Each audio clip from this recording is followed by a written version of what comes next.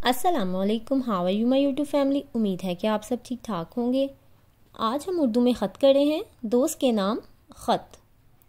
Start में हम लिखेंगे अस कमरा इम्तिहान अलिफ बे जीम। उसके बाद हम पहले डेट लिखेंगे, फिर महीना लिखेंगे और फिर साल लिखेंगे। जो भी डेट, महीना और साल हो उसको आपने यहाँ लिख देना है। फिर सेंटर में हम लिखेंगे मेरे प्यारे दोस्त।